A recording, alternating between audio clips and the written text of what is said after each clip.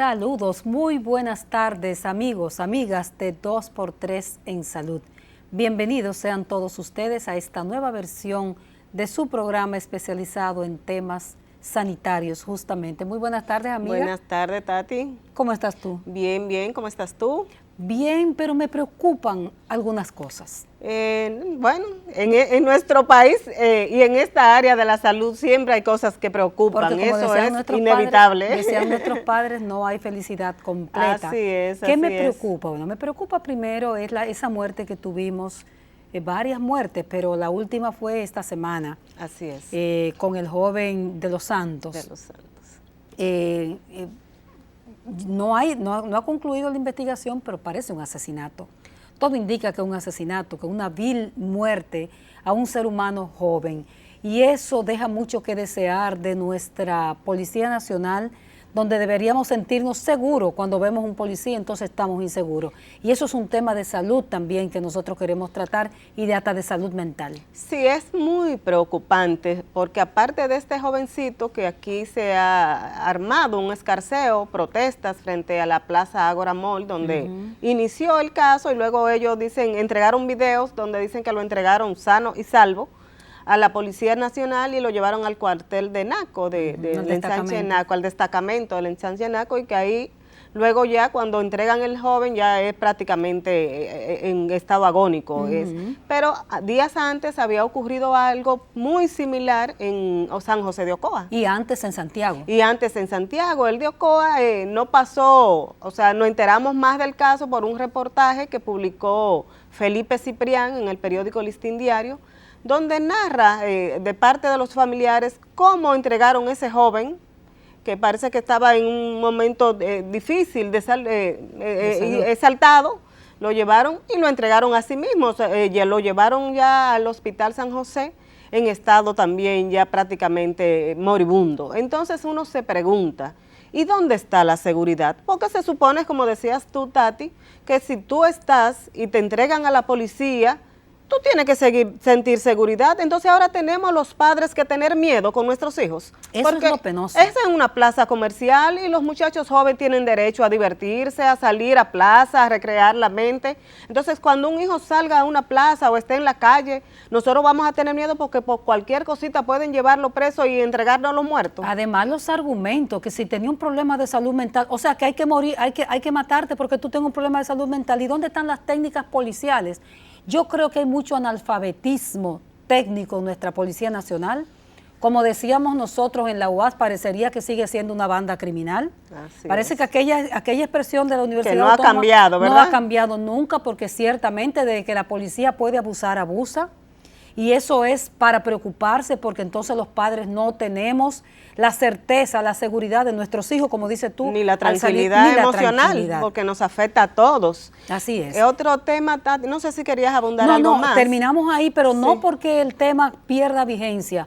Es hora, bueno, decía el profesor Frank Cáceres, nuestro amigo demógrafo, que qué reforma que se va a hacer aquí, que se reforma lo que se puede reformar, pero que esa policía no es de reforma, es de cambio total, que no puede reformarse una cosa que está podrida. Y lo difícil es, Tati, hablando del mismo tema, que es cuando ocurren hechos de esa naturaleza se habla mucho, pero al cabo de poquito tiempo se olvida y vuelven a ocurrir otros hechos. O sea, es lo que tú dices, bueno, ¿qué reforma, qué cambios? Pero algo sabemos que se debe hacer en nuestro país. Así porque es. Necesitamos tranquilidad y necesitamos seguridad para nosotros mismos como padres, pero también para nuestros hijos y las futuras generaciones que vienen en camino. Así es. Así que es hora de que ya alguien asuma responsabilidades en nuestro país. Así es, y dando un viraje brusco a otro tema, no menos importante porque afecta a la salud de nuestros niños. Dori, todas estas lluvias que han estado cayendo sobre el territorio nacional, después mucho sol, tienen un impacto en la salud de los niños, sobre todo porque con esas lluvias y después el sol se crían los mosquitos y ahí viene el dengue que está triplicado en el país. Con ese vamos a hablar de nuestro invitado, con nuestro invitado también hoy. Sí, hay muchos casos de dengue, pero no solamente el problema de dengue, también surgen otros problemas de salud, fruto de esos cambios de temperatura y esas lluvias y esas inundaciones, ¿sí? Muy bien hablas de la leptospirosis, sabemos que es una enfermedad que se es transmitida por el contacto de los humanos con la orina de ratas y otros animales contaminados de la bacteria que se llama leptospira. Entonces, que también hay que tener precaución en ese sentido, pero también tienen las afecciones respiratorias, que sabemos que tampoco nos escapamos en República Dominicana y que el COVID-19 no ha desaparecido, no se ha ido. Yo siento que quizá puede estar dando y que la gente ya no va a hacerse pruebas y por lo tanto no podemos tener una contabilidad clara de cuál es nuestra realidad. También, Tati, está el caso de la hepatitis aguda, infantil aguda, de origen desconocido. La OMS, Organización Mundial de la Salud, sigue captando casos y más países. Así es. Bueno, y con ese último comentario tuyo, Dori, nos vamos a ir a una pausa comercial. Y venimos entonces con un pediatra de larga data, con él vamos a abordar este y otros temas de impacto en la sociedad dominicana. Nos vamos a esa pausa y regresamos en un momentito. 2x3 en salud.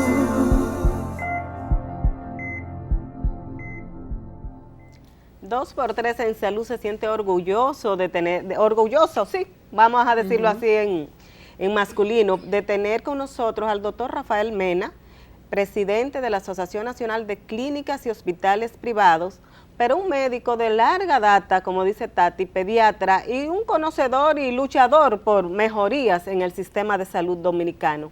Mena, nosotras estamos felices de tenerte, bienvenido. No, muchas gracias por su amable invitación, tanto a Tati como a Dori. ¿Le puedo decir así? Porque sí, son gente claro, mía. ya son demasiados años en esto, Mena. Entre nosotros, tratándonos de una manera u otra. Y ciertamente algo en el tema que ustedes crean que yo le pueda hacer útil, ustedes me lo pueden preguntar con toda franqueza, que yo se lo contesto. Hay que decir, Dori, que el doctor encabeza una familia de médicos que va desde él, su esposa, su hijo y una generación de médicos realmente. Así es. Es cierto, y también tengo algunos tíos. Y también algunos tíos. Sí, una trayectoria de muchos años en este sector. Bueno, particularmente ya nosotros tenemos más de 50. Ay, Dios mío. Bueno. Dori, déjame preguntarle al doctor una cosa que tú siempre haces con los invitados, y es, en su ejercicio, doctor Mena, usted debe haber visto generaciones, de haber visto una hija, después el hijo de esa hija en su consulta. ¿No puede contar un poquito de esa? No, realmente eso pasa en lo que tenemos mucho tiempo en ejercicio. No solo quizás nosotros, lo que anteriormente éramos practicantes, que así era que nos llamaban a nosotros, que dicho sea de paso, vivíamos en los hospitales, nos lavaban la ropa, nos daban la comida y ganábamos 40 Era así en principio. Y ganábamos 40 pesos. Que ahora quizás ustedes no lo ven así, que nos daba el pasaje, pero anteriormente era mucho dinero. Sí, claro. Y en esa época nosotros, bueno, lo que éramos un poco más avanzados y teníamos un poco más de edad, éramos los practicantes y nosotros hacíamos cesárea, hacíamos parto, hacíamos curetaje y apéndice y ese tipo de cosas. Y es frecuente ese tipo de médico hoy en día ve a la que hizo el apéndice, ve haberle recibido la hija, si es pediatra, y la hija de esa hija. O sea que inclusive nosotros en esa época tenemos a un paciente que hemos visto los tataranietos. ¡Wow! Qué experiencia tan interesante. ¿Usted es egresado de la UAS, doctor? Cuando nosotros ingresamos solamente había la UAS en el país. Nada más. Digo, en medicina, ¿no? En medicina. Okay. Sí, no había otra. ¿Y de qué generación de graduados en medicina, doctor? Del 72. Ok, 72. Y después de ahí, pediatría, ¿usted la hizo en el país, la hizo fuera? ¿Cómo fue el asunto? No, y en Estados Unidos. En Estados Unidos. ¿Cincinnati también? ¿Pero? ¿En Cincinnati? ¿La hizo? El hijo mío es de Cincinnati, yo soy de New York. Ok. Sí, o sea, y mi esposa también es de New York. Mena, y en todos estos años de ejercicio, ¿cómo cuántos niños has traído tú al mundo? ¿O has recibido, vamos a decirlo así mejor? No. Yo le puedo decir que nosotros tenemos más de 15,000 pacientes. Más de 15,000. Sí. Wow. Y una consulta que está en ginecología obstetricia integral, o sea, con un equipo de médicos especializado en la salud de los chiquitos. Por mi lado somos como 17 y por el resto son otros 20, son prácticamente 40 pediatras que vemos en obstetricia y ginecología que de una u otra manera le servimos a la sociedad dominicana y vivimos de eso. Mena, que yo recuerde, ginecología y obstetricia fue de la primera en tener emergencia pediátrica especializada, emergencia con pediatras especializados en pediatría, ¿o no? ¿O ya habían otras. Habían otras, en esa época, ya era San Rafael para ese tiempo. Perfecto. No, nosotros fuimos primero con la San Rafael. Ustedes fueron primero, ok. Sí, pero más o menos. Eso implica que un niño llega y no te lo va a recibir un médico general o un médico que está atendiendo a adultos, sino que en el centro de ustedes, ginecología y obstetricia, el chiquito llega y lo va a atender un pediatra. Está cambiando esa situación por el mismo estatus económico que está pasando. Y ese estado prácticamente no se está pudiendo sostener porque, como ustedes entenderán, los pagos son profesionales, son especialistas y la mayoría de la gente que va son de los seguros y no da para cubrir no solamente los gastos de los médicos, sino la electricidad, las enfermeras y ese tipo de cosas que tienen que verlo, porque usted no puede ver solamente una enfermera, es un cuerpo, es un grupo. Un equipo. El tiempo de que una enfermera tiene que tener no es una sola, son 4, porque cada 8 horas hay una de descanso. O sea, la situación, el neoliberalismo la ha complicado total. Mena, ¿cuánto consume, vamos a decirlo así, una emergencia en un día? O sea, 24 horas de servicio continuo, que no se paran las emergencias. Como económicamente, si lo vamos a definir, como cuánto se consume, vamos a decir así, o se invierte, no sé cómo decirlo. No, el gasto. No, en esa situación lo que nosotros tratamos de hacer es algo equilibrado, porque generalmente, como ustedes se recordarán, las clínicas se sostienen fundamentalmente por los laboratorios y los rayos X, es decir, las imágenes. Las imágenes, hemograma, orina, radiografía y sonografía, ese tipo de cosas, y una cosa compensa a la otra, porque tal como una institución médica, tal como cual, deja pérdida porque ustedes son mujeres y ustedes saben, por ejemplo, todo lo que se ha incrementado ahora la alimentación, ha sido terrible. Y lo mismo la limpieza y los aumentos salariales y como ustedes saben. Los servicios. Bueno, sí, seguridad. Después de que entró el neoliberalismo en salud hace 20 años, por ejemplo, ha sido para nosotros muy terrible la situación, porque como ustedes están ligados a la medicina, saben que a nosotros no se nos ha ajustado, y por eso nosotros no se nos ha ajustado lo que dice su propia ley, la ley de la inflación en salud, que ustedes saben que es más alta la ley el índice de inflación. El índice de inflación que el general de la población. E inclusive los organismos oficiales lo han indicado que son entre un 70 y un 80% más o menos lo que hay en estas situaciones, y recuérdense que lo único que ha habido fue un 15% en rayos X y en laboratorio, que después no ha habido ningún otro ajuste. Y ustedes saben, precisamente contestando lo que ustedes me dicen con relación a esos gastos, que eso se ha incrementado terriblemente. La seguridad, anteriormente nosotros no la teníamos, prácticamente, inclusive el comentario que ustedes decían anterior, nosotros no la teníamos que tener. Ahora hay que tener gente con escopeta, adelante, arriba y en el medio, y en los parqueos y en todos lados, porque realmente es una Te pueden situación. atracar la gente también, donde quiera, los pacientes. Y robo. Y robo. Todo ese tipo de cosas. Y darle seguridad también a la gente, porque la gente necesita seguridad. Eso es aparte de que anteriormente no lo teníamos. La energía eléctrica. Yo creo que eso se ha multiplicado por mí. Yo conozco una institución, por ejemplo, que sin robarse, sin gancho, usando el lenguaje de la población, pagaba 30 o 40 mil pesos. Paga 3 millones. De energía eléctrica. De energía eléctrica. O sea, que, fíjense ustedes, sin los consultorios.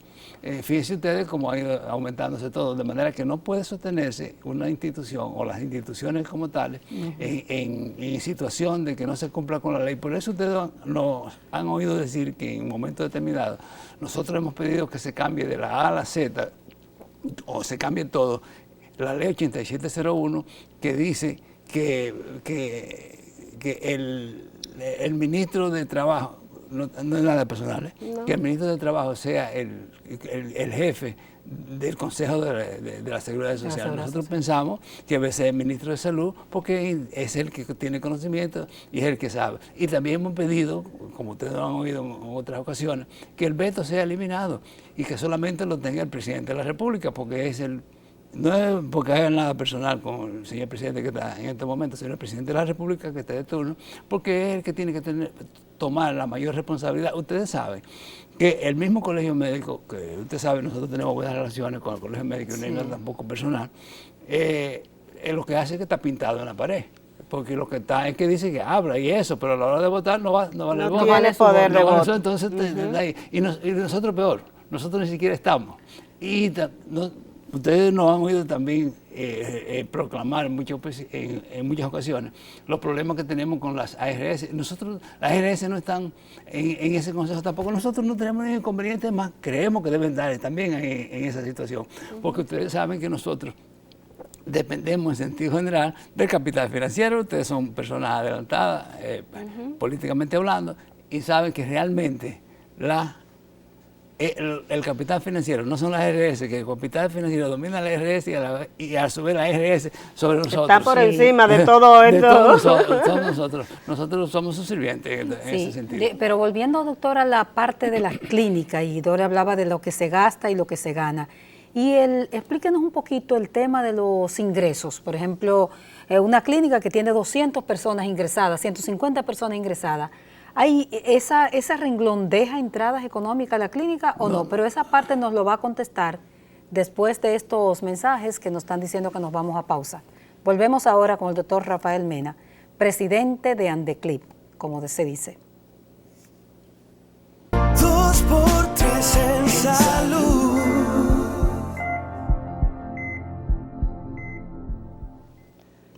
Seguimos conversando con el doctor Rafael Mena, presidente de Andeclip y un gran amigo de Tati y mío, y sé que de muchas personas que lo admira y lo sigue. Doctor, preguntaba Altagracia antes de la pausa sobre cuáles son los renglones donde más consumo hay en las clínicas. Y otra preguntita que yo le voy a hacer de una vez ahí, que siempre lo oímos a usted diciendo de los gastos y de la situación difícil de la clínica, pero sin embargo vemos desarrollándose muchos centros de salud en República Dominicana. Explíquenos un poquito eso, cómo es que funcionan las clínicas, de dónde es que obtienen los recursos para subsistir.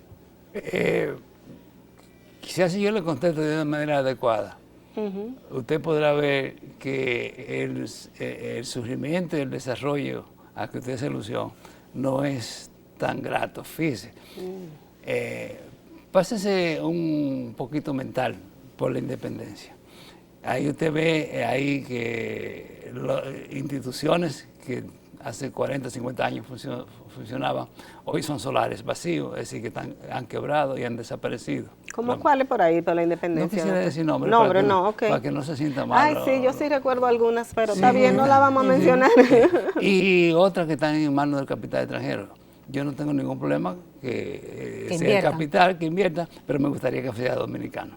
Y si usted sigue más por arriba, usted sabe que las otras que están por ahí están construyendo edificaciones de compañías, vamos a decir, de la industria, que no tiene nada que ver con clínicas. En el este del país, doctor, está lleno de centros privados con el capital internacional, que son centros internacionales también. Sí, pero sobre todo en el centro donde hay turismo.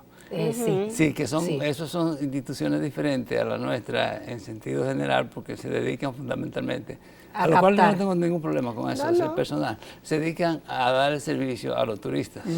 Y en menor grado a los dominicanos, pero tampoco podrían existir. Eso es el este que tiene esa particularidad. El este, sí. Pero si usted sigue así, la misma independencia para abajo, otra clínica que había ahí es un parque, otra que está abajo está cerrada, y otra que está aquí arriba, ya van 5. Cuando hacemos una radiografía mental nos vamos dando cuenta que sí. Lo que usted me pregunta ha prácticamente desaparecido. Y si usted sigue para arriba, así, ahí hay una serie hay instituciones que son privilegiadas al cuadrado. ¿Y por qué yo le digo que son privilegiadas al cuadrado? Ustedes se recuerdan que eso era una finca en el medio de la ciudad. Se les regaló la tierra. Ustedes saben lo que es regalar la tierra a una gente. Ustedes han comprado solar y saben que le piden la hipoteca y le piden hasta el acta de nacimiento de sus padres. Entonces eso se lo regalaron. Y no solamente les regalaron eso, sino que se la construyeron. Que bien, ¿verdad que sí? Y no se la construyeron, no solamente se la construyeron haciendo una repetición, sino que se la equiparon. y pagan impuestos. Porque entonces fíjese todas las desventajas que nosotros tenemos. Te dice que es una competencia desleal. Totalmente. Porque se lo construyeron. Y los subsidios y las subvenciones que le dan, los millones que se le dan, a pesar de eso, cobran. Y inclusive los escándalos que han originado, no han sido de nosotros que se han originado, de nosotros son precisamente por esas instituciones y a nosotros que se nos le cae la cuava, como decimos sí, aquí. Se nos quiere sacrificar y ese tipo de cosas. Fíjense la diferencia que ha habido entre esas instituciones y nosotros. Y por eso yo le digo que la tendencia, el culpable de todo este tipo de cosas, o bueno, el desarrollo normal, es el capital financiero, que es el que ha dicho, ustedes son muchachos demandados y van a hacer lo que nosotros decimos, nosotros lo conocemos a ustedes, sabemos, porque conocemos su finanza enteramente. Usted sabe que un banco conoce perfectamente lo que usted debe, lo que usted paga, claro. todo ese tipo de cosas, y puede ponértela, como dice el pueblo, ya que usted está diciendo, usando ese lenguaje, en China, o te facilita. Mena, o sea que las instituciones médicas en este país, si sigue así la cosa, van a desaparecer. Y se va, algo que quizá a usted no le gusta que yo lo diga, pero todo es para beneficio del Vaticano. No, dígalo, doctor, tranquilo. No, sí, no, claro, Mena. Entonces, centros de salud que 20 años atrás eran los más grandes, han ido desapareciendo, entonces, doctor. Han desaparecido o están quebrados. O están quebrados. Entonces, decía Altagracia que no queremos perder esa partecita. ¿Dónde es que está el mayor gasto de la clínica y de dónde le llega? Entonces, usted ya habló de las imágenes para el beneficio, pero... Es que los ingresos, yo decía. Los ingresos. Es que en estos momentos, por eso han desaparecido y por eso han quebrado, porque los ingresos que tienen son inferiores a los egresos. Es decir, okay. Por eso nosotros pedimos que se ha hecho un escándalo y cree que nos han hecho un regalo, lo cual no es verdad, del asunto de los 2.000 millones de pesos. Para nosotros, son préstamos. Sí, son préstamos. Agradecemos esto. Pero nosotros lo que queremos es que se cumpla con la ley, porque si se hubiera ajustado, si se ajusta como dice la propia ley, no es necesario el préstamo. Y no es necesario que desaparezcan todas las instituciones, y no es necesario que vaya a la quiebra, ni tiene usted que ir a pedir. ¿El préstamo cuál es la motivación para el préstamo? ¿Es la situación de las clínicas, doctor? Eso es lo que se ha argumentado, que ese préstamo... Pero tengo versiones diferentes. No sé, y hoy precisamente voy a tener más tarde oportunidad de comprobarla. Algunos médicos, compañeros, no tengo por qué dudarlo, pero yo me gusta investigar siempre la situación. Me dicen que lo que le están ofertando para los préstamos son para compra de equipos, nada más. Así, tengo que averiguarlo, ese tipo de cosas. Que para las demás operaciones financieras no lo hay, pero como yo lo decía hace un instante, 38 millones de dólares para 100 y pico de clínicas no es nada. No es nada. Absolutamente. Porque usted se resuelve si es para una sola. Si es para una sola, se resuelve. Bueno, y hay solas que tienen más que eso. Que tienen más que eso. Más que eso. O sea, que más que eso todo junto, más creo que tienen todo lo demás. O sea, doctor, todavía no se han hecho desembolsos de esos 2.000 millones de pesos que anunció el gobierno. ¿Usted no tiene esa información? No, esa la tengo. En el sentido de que precisamente se ha querido ver que es como un regalo, una bonificación, ese tipo de cosas. No, ellos están ahora en el mismo proceso que se está con todo el mundo, que hace un banco que tiene que va a tomar un préstamo. Están en investigación, están en proceso. Papeleo. ¿Usted es buen pagador? ¿Usted tiene deuda? ¿Usted está quebrado? O sea, que no todo el que diga yo quiero que me presten. No, tiene que someterse al mismo criterio que hace un banco. Inclusive la única diferencia, porque tampoco nosotros queremos negar la situación, la única diferencia que hay con eso es que es un 2% de interés. Menos que el resto, pero después es igual que todo, no hay ninguna otra diferencia con eso. Y usted sabe que si usted es cliente de un banco, ese 2% usted lo pelea y a veces se queda en 1 solamente. Okay. Doctor, usted habla mucho de la indexación, de que se aplique la ley de seguridad social que establece que cada año se deben revisar las tarifas que se le pagan por las prestaciones de salud. Es así. De acuerdo al índice por inflación del Banco Central. Ya no hemos aprendido todo ese proceso, doctor, de tanto que usted nos lo ha explicado. ¿Qué significa si eso se aplicara como es? O sea, para los centros de salud, ¿qué ingreso le garantiza eso a una clínica, vamos a decir, tamaño mediana, si eso se aplica? Eso significaría que la clínica no quebraría, que la clínica no tendría que coger prestado, que la clínica pagaría su energía eléctrica y que pudiera establecer todo su compromiso y no la llevaría a la quiebra. ¿Pero de cuánto dinero más o menos se habla? Que podría recibir una clínica Si se indexara. si se indexara de acuerdo a lo que establece la ley. No, porque eso sería en el tamaño y en el porciento de la clínica, porque Sí. no es lo mismo, no estoy discriminando. Una clínica de San Juan, ni de Pedernales, que una clínica de Santiago. Sí, por la dimensión, el volumen, el tamaño.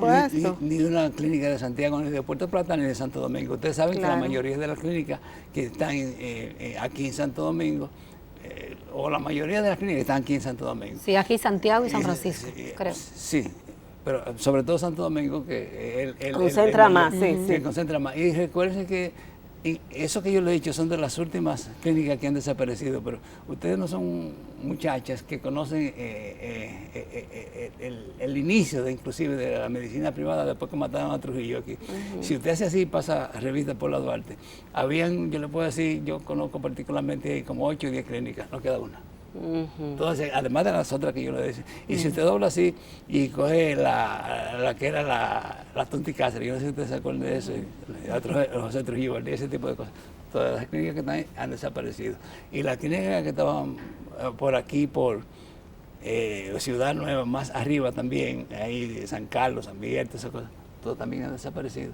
O sea, es un proceso de eliminación que desgraciadamente la constitución la mayoría, no todos, siempre hay excepciones en la cosa, la constitución del médico mentalmente es pequeño burguesa. Pequeño burguesa quiere decir que me importa lo mío, Sí, claro. quiero para mí, Jalo lo mío. a lo mío, lo mío es mío y los otros no me importa. Y por eso generalmente fracasan. Doctor, el tema de las clínicas tiene mucha gente que las adversan, tiene muchas críticas. Una de esas críticas está por el cobro, ¿cómo se llama? Que yo siempre digo anticipo. Anticipo. El cobro de un pago porque Por te voy a adelantado. ingresar y me doy cuenta que tu seguro no te cubre o porque tú no tienes un seguro. Ese ha sido el tema de los últimos meses. Si bien no ha involucrado directamente a las 116 clínicas de Andeclip, mira cómo nos conocemos los temas de Andeclip, a las 116 clínicas de Andeclip, es un tema del sector privado. La gente las ve como un comercio de manera negativa. ¿Cuál es el tema cuando un paciente no tiene seguro y llega con una gravedad? ¿Hasta dónde llega la responsabilidad del centro privado? Yo voy a tratar de explicarse todo ese cuestionamiento que usted hace, que es bastante amplio, por cierto. Sí. ¿Usted cree que es culpa de los médicos que hayan convertido la salud en una mercancía? Esa pregunta, Mena, que es muy interesante, nos la va a responder después de esta pausa. Regresamos. 2x3 en salud.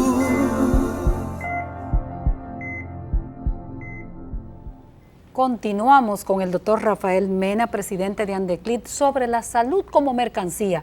Ahí mismo quedó usted doctor. Cuéntenos.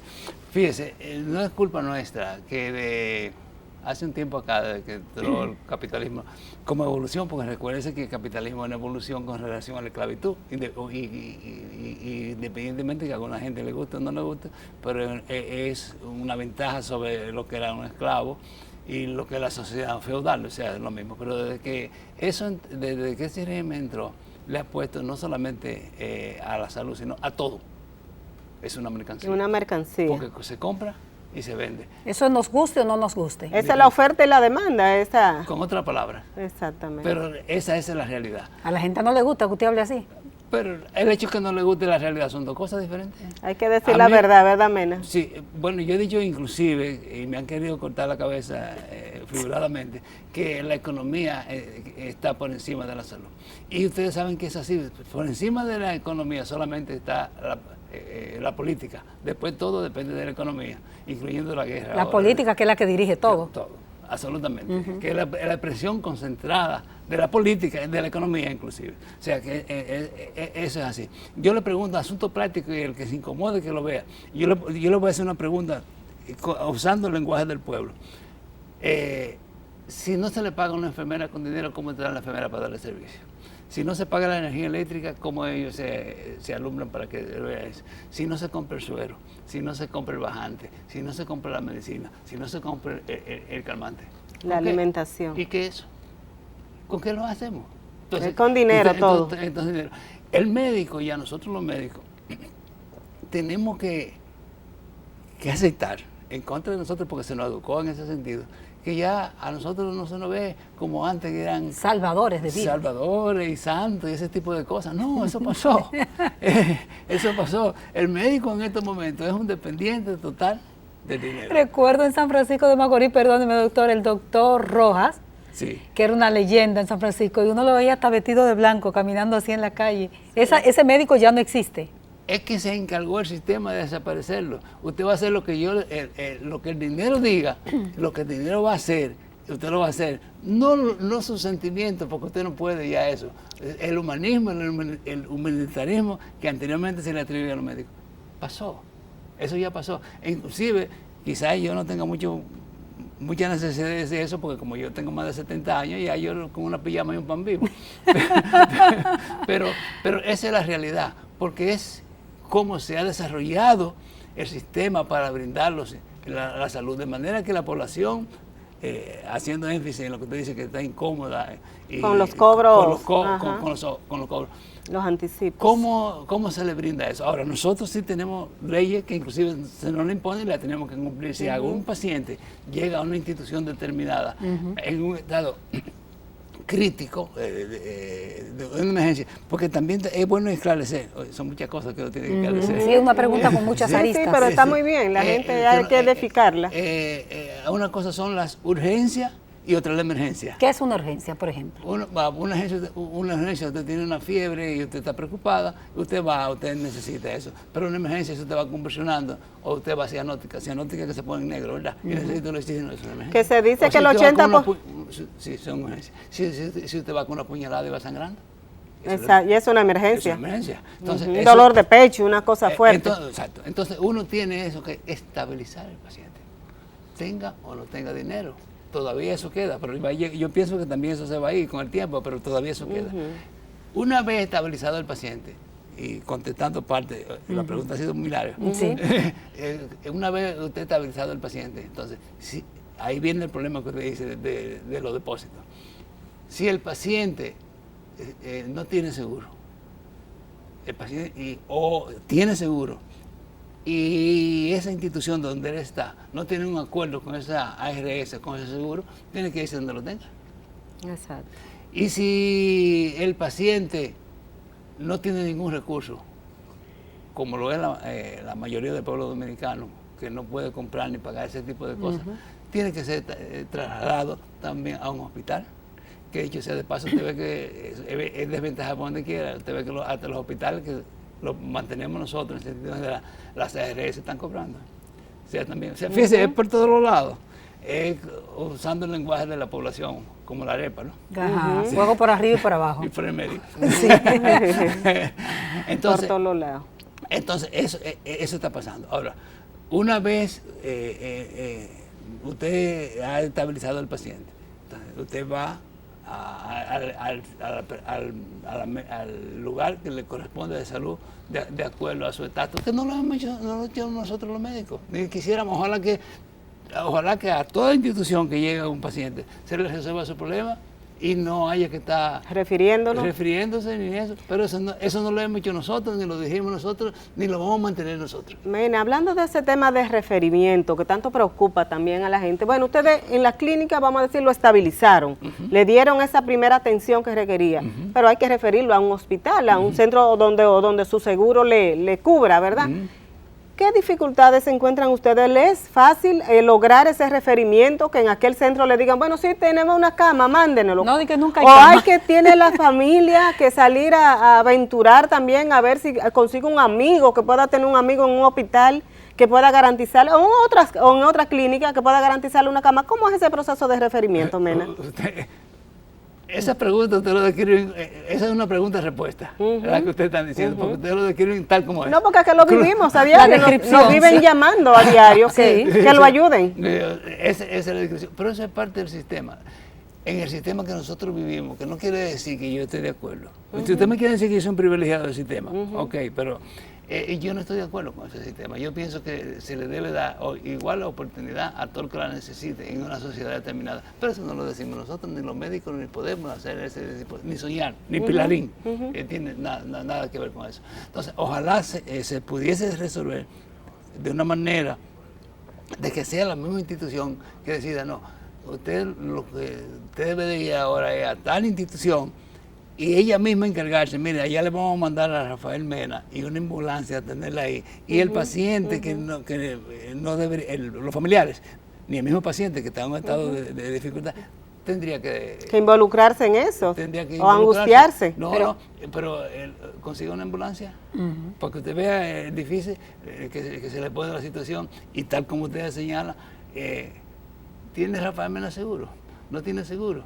Aquí no hay cama. Entonces, fíjese usted cómo es el problema. Y lo mismo pasa para los centros públicos. ¿Vale? Doctor, que lo que dice Doris es un vía crucis. Doris formula la pregunta porque tenemos que entrevistarlo a usted, pero en realidad nosotros sabemos que todos los días es un vía crucis que la gente vive. Pero quería que me lo explicara desde lo interno, desde el punto de vista de la clínica, cuando tiene que referir un paciente, pues supongo yo que hacen alguna llamada para saber dónde lo van a referir. Ese es otro dolor de cabeza que nosotros tenemos, porque a veces no tenemos dónde. Así de sencillo, para contestarle de una manera franca y llana, como usted dice. Nosotros estamos igual.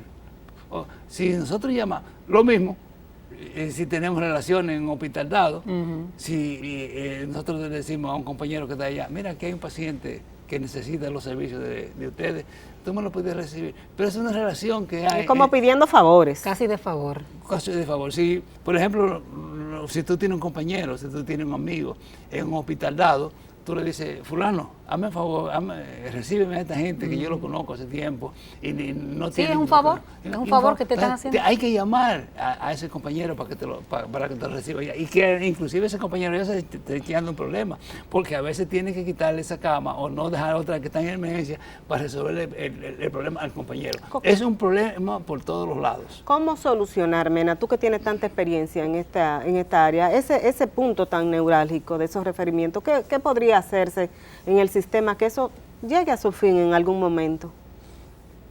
¿Qué sugerencias tú das, si tienes algunas? Ay, Dolly, tú siempre estás poniendo en una situación difícil. Poniendo difícil la cosa. No me lo complique, Doris. Con esa pregunta.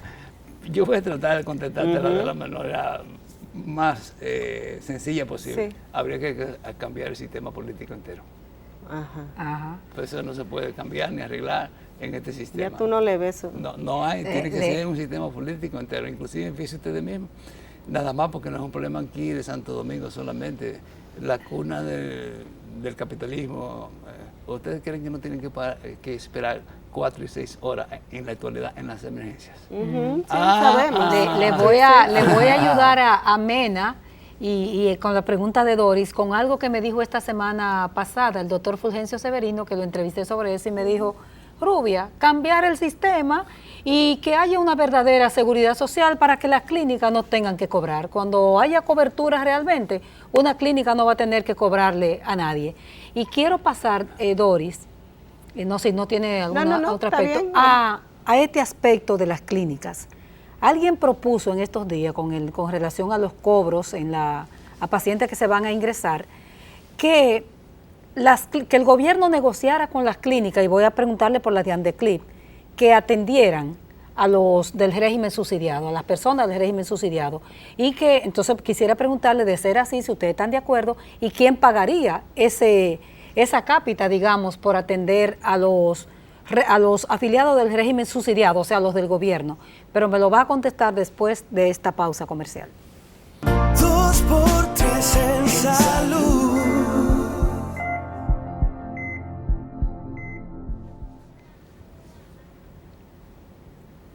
Seguimos con el doctor Rafael Mena, presidente de Andeclip. Doctor, ¿en las clínicas estarían en disposición de atender pacientes subsidiados? ¿Habría manera de que eso pueda solucionarse? Que el que tenga un seguro, SENASA, subsidiado, no tenga solamente que ir al sector público, también que podría recibir servicio en centros privados. En la actualidad, SENASA tiene un sector que es atendido por muchas clínicas, por la mayoría de las clínicas. Contributivo. Exactamente, pero el subsidiado nosotros tendríamos que ver primero cuáles son las propuestas, porque nosotros no nos podemos poner a hablar y decir, sí, lo vamos a hacer, sin saber qué es lo que se propone, sin saber qué es lo que se va a pagar, sin saber qué va a pasar en cuidados intensivos, qué va a pasar en sala de cirugía, qué va a pasar con una sonografía, qué va a pasar con una tomografía, en general los servicios. Exacto. Nosotros tenemos que oír la propuesta que se nos haga, porque ciertamente sigue como si fuese una cadena de lo que hablábamos anteriormente. Ahora a nosotros no nos regalan nada de eso, y por lo menos, aunque no tengamos ganancias en ese tipo de cosas, no podemos tener pérdidas. O sea, que eso sea equilibrado. Pero podrían quebrar la clínica si no hay alguien que sea garante del pago por el subsidiado, porque, por ejemplo, lo que se ha estudiado es que mientras mayor cantidad de pobreza hay, mientras más pobre es, pues mayor carga de enfermedad tiene la gente, por razones obvias. Sí, yo estoy seguro que ustedes saben que nosotros les brindamos servicios más o menos a 4,5 millones de dominicanos y al resto no. O sea, la mayoría no, ¿verdad? O sea, 6 no tienen. Sí, o sea, 6 y pico. Sí. Así es. 4,5 millones, casi 5 nosotros le brindamos ese servicio. Sí, que son los contributivos. Que son los régimen contributivo. Que son los contributivos. Entonces, si nosotros no esclarecemos de una manera diáfana eso que usted me pregunta, simplemente no podemos actuar, porque ciertamente si han desaparecido de esa cantidad de clínicas, eso sería el tiro de gracia. El tiro de gracia. Terminar ahí, Mena, yo no quiero terminar la entrevista sin que hablemos un poquito de la actualidad en materia de situación de salud de nuestros niños en República Dominicana. ¿Cómo está en este momento, ustedes que tienen ese termómetro con tantos pacientes, el asunto de dengue, de afecciones respiratorias, otras enfermedades de salud, y ahora se está hablando de una hepatitis que supuestamente en República Dominicana no tenemos casos, pero queremos tu opinión sobre eso? Ustedes están en todo. Sí, porque contigo hay que aprovechar todos los temas. No han dejado de respirar. De desperdiciar ningún momento. Ciertamente, yo hago a veces una manera jocosa de resolver este problema, tratando de llevar un poco de relajación a los pacientes, a los padres.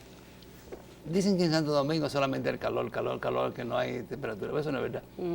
Aquí ustedes ven que cada vez que hay un cambio, cada vez que hay una situación, hay un virus diferente. Sí. Me consta, en lo personal. Entonces, es así. Ciertamente, recuérdense que para esta época hay muchos mosquitos, siempre lo ha habido. Sí. Por la lluvia. Y ha estado lloviendo mucho. Ha estado lloviendo mucho, entonces ha habido también un aumento de dengue. Okay. Entonces, eso ha tenido que ver en relación con esa situación. ¿Están recibiendo más casos ahora? ¿Están ingresando niños? Lo que pasa es que hay más experiencia y solamente en estos momentos uno interna a los pacientes que tienen problemas de sangrado o amenazas de sangrado, que sus plaquetas han bajado, están muy bajas o que estén llenos de moratones y ese tipo de cosas. Bueno, el médico en ese momento decide cuál interna, cuál no, cuál puede manejar como paciente interno. Sí. Eso ha incrementado. Pero en las consultas sí lo han visto, el incremento de casos de dengue en los niños. Sí, obviamente. Y va a aumentar. Y va a seguir aumentando. Todo parece indicar que sí. Sí, entiendo yo, va a seguir aumentando. Y lo mismo que el paludismo, por ejemplo. Ustedes saben que aquí, en la época de Trujillo, el paludismo estaba controlado. No quiere decir que yo sea trujillista, pero paludismo o malaria.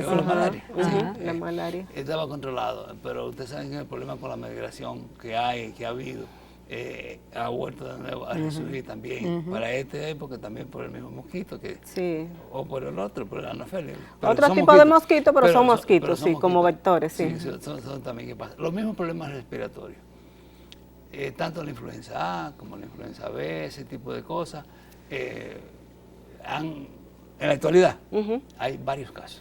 Hay varios casos que se están detectando. Y circulan varios virus, varios tipos de virus. Sí, exactamente, circulan varios tipos de virus, que inclusive ustedes también hacían la pregunta hace un instante del asunto de la hepatitis, y se le está achacando, por lo menos alguna parte, al adenovirus, como ustedes ven.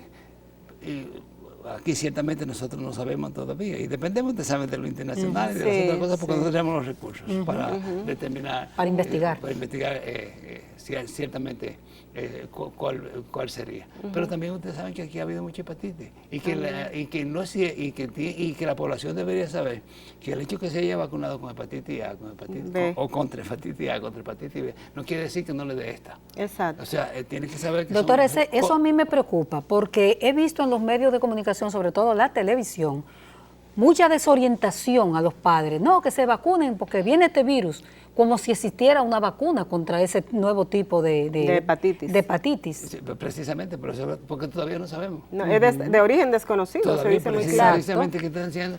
Y en caso que sea un adenovirus o parecido o similar, ese tipo de cosas, los científicos, porque los médicos tenemos que estar claros, nosotros no somos científicos. Exacto. O sea, los científicos en sus laboratorios tienen que determinar qué harían. Ahora, en sentido general, yo sí suelto a mi colega que, como siempre, que confrontemos la situación cuando llegue. Que lo confrontemos con los métodos que nosotros tenemos y como sabemos hacerlo. Y que le brindemos, como se hizo en el dengue y como se ha hecho en otras situaciones, que lo confrontemos y que tratemos de salvar la mayor cantidad de pacientes posible y que le brindemos el servicio adecuado que ellos merecen. ¿Ustedes en los servicios de pediatría están vigilantes, doctor, para cualquier síntoma? Bueno, inclusive ahora le mandamos a hacer, eso ha aumentado, por ejemplo, es un asunto de una semana. Estamos mucho más atentos a la situación y le mandamos a hacer pruebas específicas, inclusive para asuntos hepáticos, que la ha habido, eso, pero ahora se están haciendo más, porque si tú lo sospechas y lo ves y lo tienes, entonces tú tienes que saber confirmar. Tienes que confirmar qué tiene para tú poderle dar una información adecuada y decente al familiar o a los padres que lo requieran. Mire, su niño ahora en este momento tiene una hepatitis. ¿Usted fue vacunado contra la A? No, entonces eso se puede investigar. No, usted tiene hepatitis A. Si fue hepatitis B, y por eso usted ve que el asunto de la sangre, cuando la donación y ese tipo de cosas, todo eso se investiga porque la puede transmitir.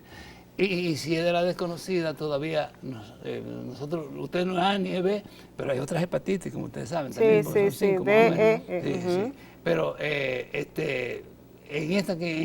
esta situación específica, quizás tendríamos que enviar a laboratorios especializados. Estados Unidos. Sí, la muestra que eso requiere para que nos digan si es esa reconfirmar. o si es la otra. Pero mientras se confirma. Pero si nosotros confrontamos y tratamos de brindarle el mayor soporte, porque son soportes en este momento, el mayor soporte para la vida para los pacientes, podríamos salvar la vida. O sea que si antes de confirmar se sospecha cómo actuar, ¿qué tiene que hacer un médico si le llega un caso similar? Los médicos tienen experiencia en sentido general en ese tipo de cosas.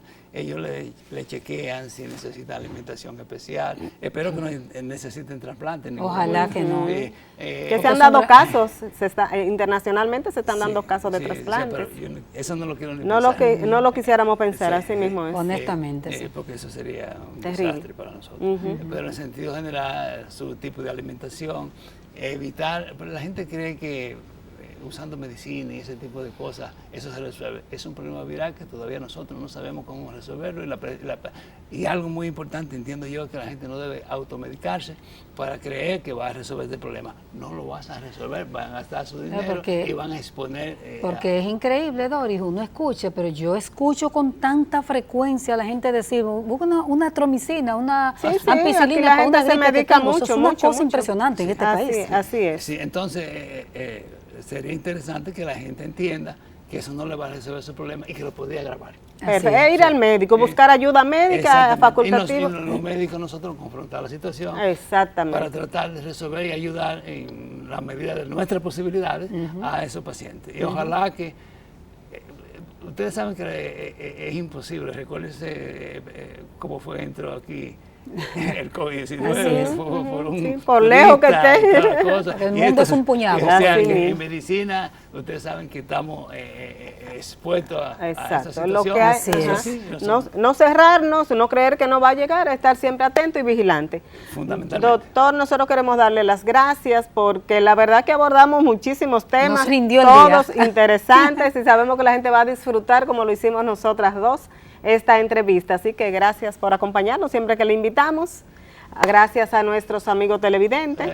Yo creo que tengo que dar las gracias a ustedes porque realmente ustedes no ejercieron ninguna presión para que yo me expresara con libertad. Ay, gracias. Siempre es así, Mena. Bueno, pues gracias, Mena. Gracias a nuestros amigos televidentes y nos vemos la próxima semana.